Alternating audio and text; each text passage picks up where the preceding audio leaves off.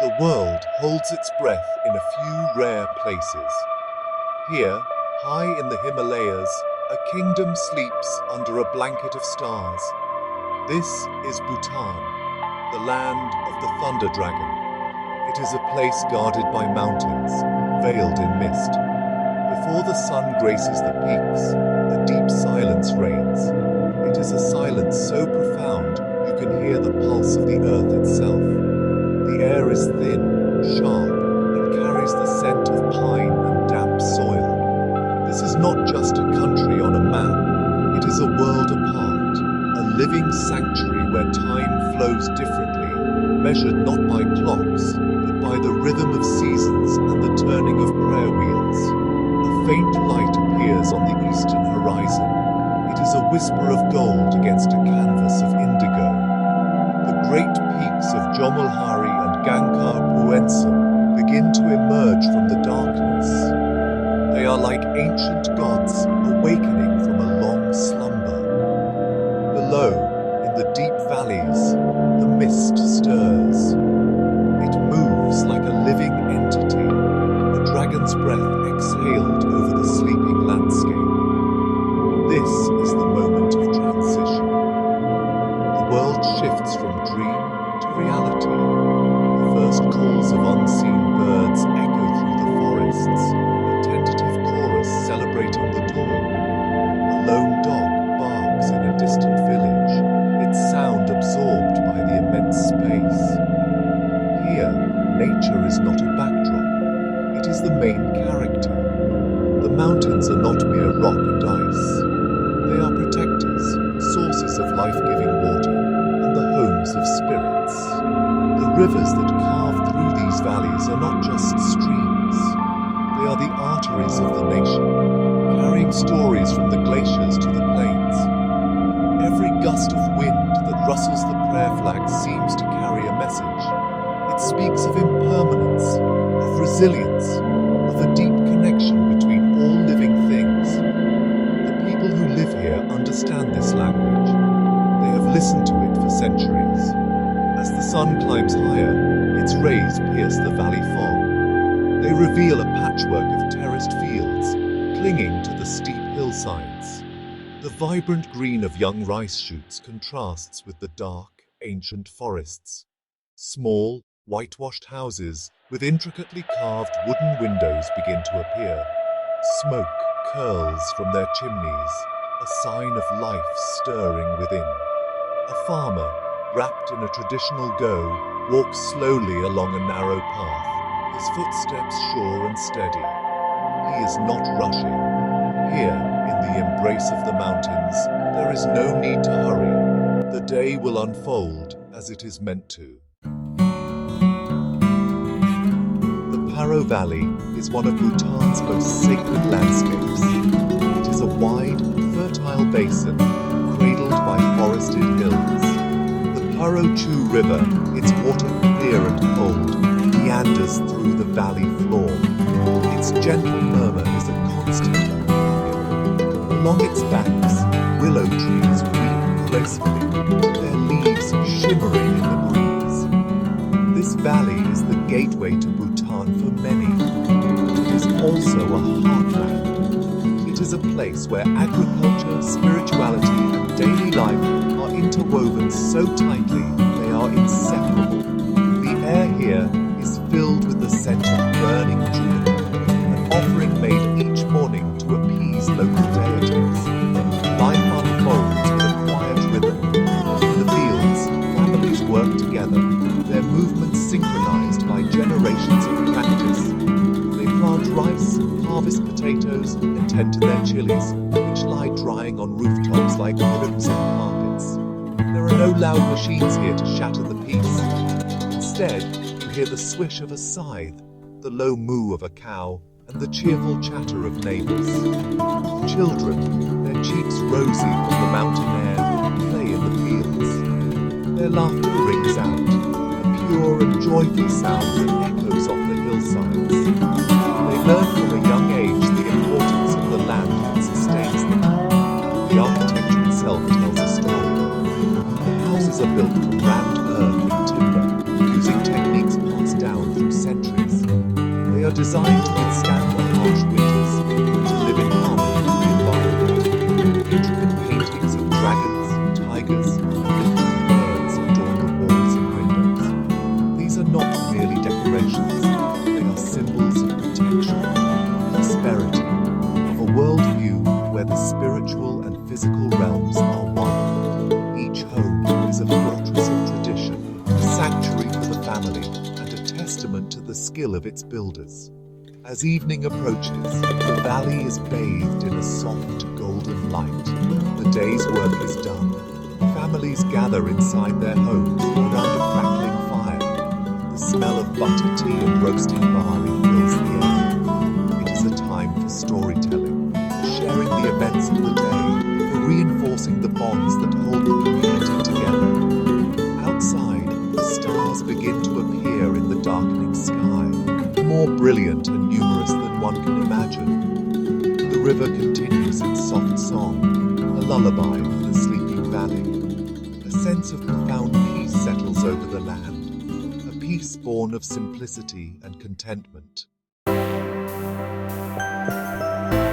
a world obsessed with economic growth, Bhutan has chosen a different path. It has chosen to measure its progress not by gross domestic product, but by gross national happiness.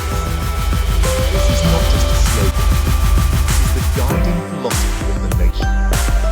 It is a profound commitment to a development that is holistic, sustainable, and that places the well-being of its people and the environment at its heart. Happiness here is not seen as a fleeting emotion. It is a state of being, rooted in community, in spiritual well-being, and in a harmonious relationship with nature. This philosophy is visible in the faces of the people. There is a calm, a gentleness, an inner poise that is striking. You see it in the smile of an elderly woman spinning a prayer wheel, her fingers gnarled but her eyes bright. You see it in the patience of a craftsman, meticulously carving a wooden mast. You see it in the way people greet each other with a bow and a quiet respect. There is a strong sense of community, of interdependence. People look after one another. The family is the cornerstone of society, and respect for elders is deeply ingrained. Education and healthcare are free for all citizens. The government understands that a happy society must be a healthy and educated one. In the schools, children are taught not only mathematics and science, but also traditional values, environmental conservation, and meditation. They learn to be citizens of Bhutan, and also citizens of the world. They are encouraged to think critically, and also to act with compassion. The goal is to create balanced individuals who can contribute to the nation's unique vision of progress. This approach, however, faces challenges. The modern world is knocking at Bhutan's door. The arrival of television and the internet has brought new ideas, new desires, and new pressures. The younger generation is drawn to the allure of global culture. The question facing Bhutan is profound. How can it embrace the benefits of modernity without sacrificing the ancient wisdom that makes it so special? How can it keep its soul intact? The quest for gross national happiness is not an easy one. It is a continuous effort, a delicate balancing act, a journey that the entire nation is on together. The forests of Bhutan are among the most pristine in the world. The country's constitution mandates that at least 60% of its land must remain under forest cover for all time. This is not just an environmental policy, it is a sacred trust. These forests are the lungs of the region, and they are home to an incredible diversity of life. They are a sanctuary for species that have disappeared from other parts of Asia. Here, in the dense bamboo hills and high-altitude meadows, elusive creatures still roam, living as they have for millennia. The silence of the forest can be deceptive. If you sit quietly and listen, you will hear its secrets. The